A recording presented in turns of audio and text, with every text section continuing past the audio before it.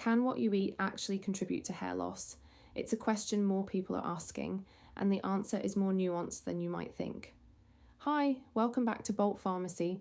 Today we're looking at the link between diet and hair shedding, what the evidence actually says, what to watch out for, and when it's worth speaking to a doctor.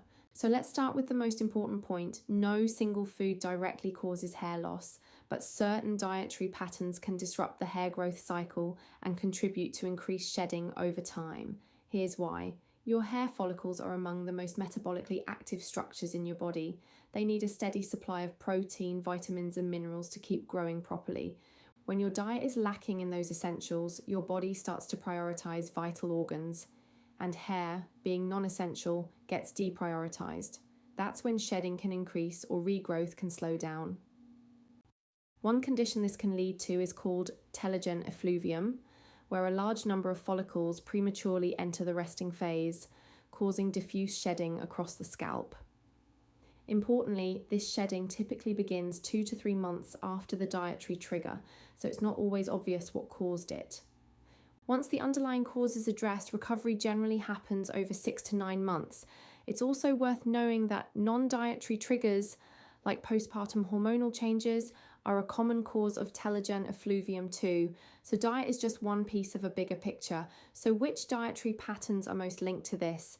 Diets high in refined carbohydrates and high glycemic index foods, things like white bread, sugary drinks, and processed snacks, may elevate androgen levels and promote insulin resistance, which is biologically linked to pattern hair loss. That said, the current evidence is observational rather than conclusive. Crash dieting and rapid weight loss are also known triggers. When you dramatically restrict your intake, your body experiences nutritional stress, and hair is often one of the first things to suffer. On the deficiency side, iron and vitamin D are among the best supported nutritional contributors to hair loss. But, and this is really important, supplementation should only be started after a blood test has confirmed you're actually deficient. Taking supplements without knowing your levels isn't always helpful, and in some cases can cause other problems. 2 supplements are worth flagging specifically. First, biotin. High-dose biotin is widely marketed for hair health, but the MHRA has flagged that it can interfere with certain laboratory tests, including thyroid and troponin tests. If you're taking biotin and you're due for blood tests, make sure you tell your GP or the lab beforehand. Second, selenium. Too much selenium, whether from high-dose supplements or very high consumption of Brazil nuts, can actually cause hair loss itself as part of a condition called selenosis. So more is definitely not better here. What does the evidence support overall?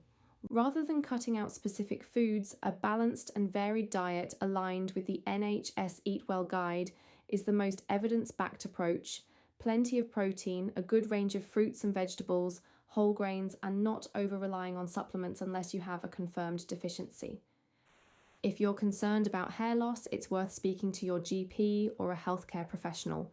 They can arrange blood tests to check your iron and vitamin D levels, review your dietary pattern, particularly if you've been restricting your intake, and make sure any supplements you're taking are flagged ahead of blood work.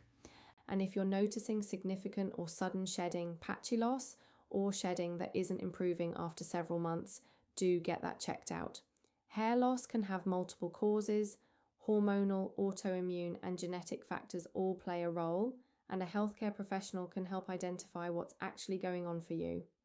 To recap, no single food causes hair loss, but dietary patterns high in refined carbohydrates, low in key nutrients, or involving excessive selenium can contribute to increased shedding.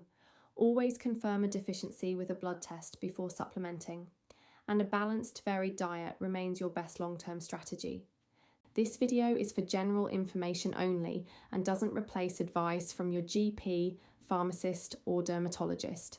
Links to NHS and British Association of Dermatologists resources are in the description below. If you found this helpful, give it a like, leave a comment, and subscribe to Bolt Pharmacy for more evidence-based health content.